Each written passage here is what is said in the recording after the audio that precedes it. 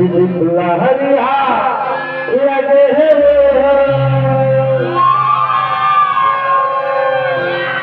लगिया के झार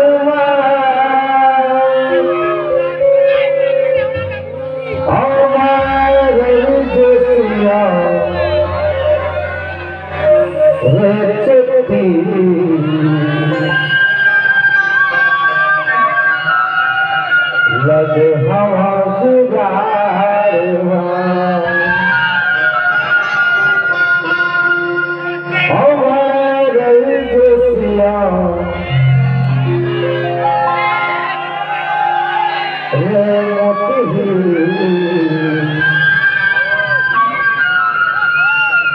लगे हवा सुधारवा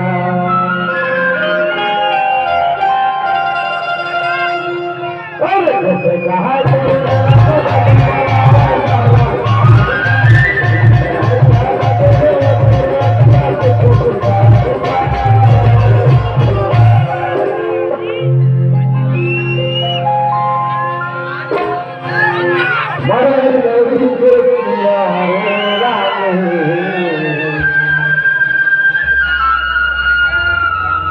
लगे हवा सुधार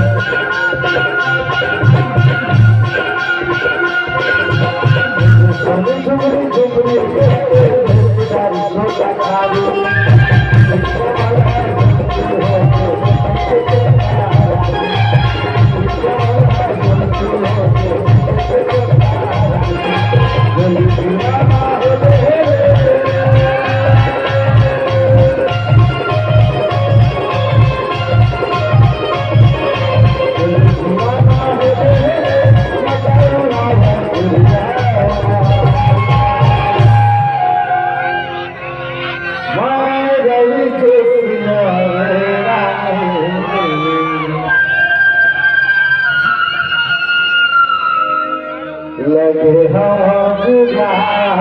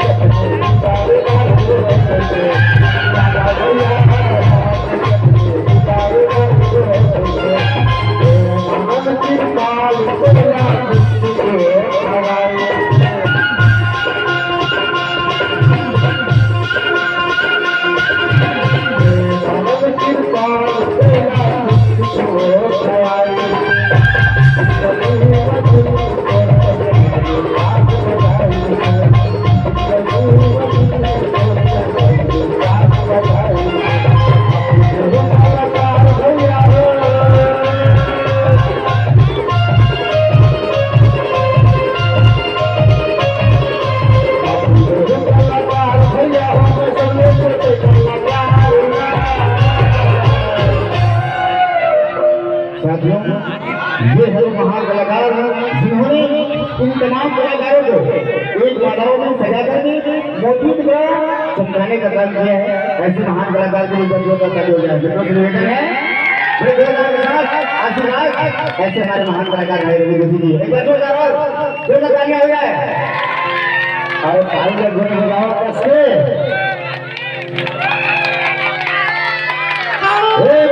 रवि जोशी